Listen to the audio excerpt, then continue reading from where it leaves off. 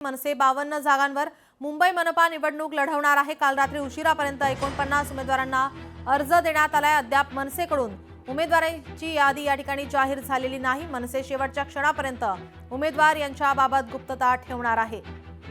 मनसे 52 जागांवर मुंबई मनपा निवडणूक लढवणार आहे। उमेदवारांची यादी अद्याप जाहीर झालेली नाही। शेवटच्या क्षणापर्यंत उमेदवारांबाबत गुप्तता ठेवण्यात येणार आहे।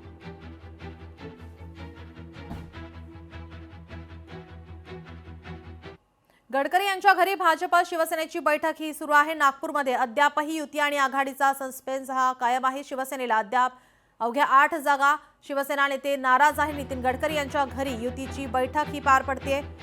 काल सुद्धा या ठिकाणी नाराज इच्छुक उमेदवारांची मनधरणी करण्यात आलेली आहे। गडकरी यांच्या घरी भाजप आणि शिवसेनेची बैठक।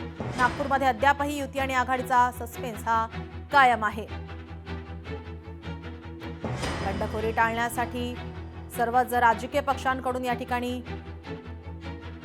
काम केलं जात आहे। आगामी निवडणुकीच्या पार्श्वभूमीवर या ठिकाणी बैठकांचं सत्र। भाजप शिवसेनेची गडकरी यांच्या घरी बैठक ही पार पडते।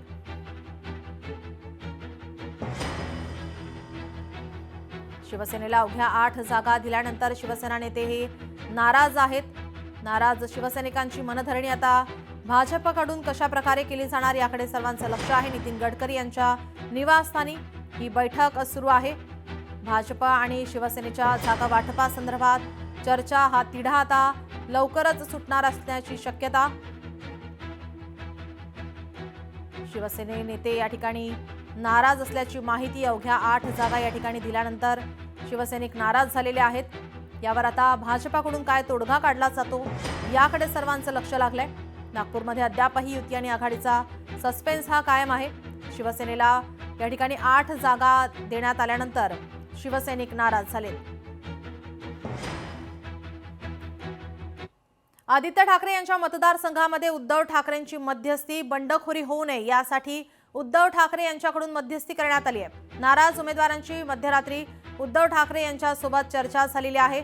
बंडखोरी रोखण्यासाठी ठाकरे सेना या ठिकाणी कार्यरत पाहायला मिळते। उद्धव ठाकरे यांच्याकडून मध्यस्थी केली जाते। आदित्य ठाकरे यांच्या मतदारसंघामध्ये उद्धव ठाकरे यांनी मध्यस्थी केली आहे।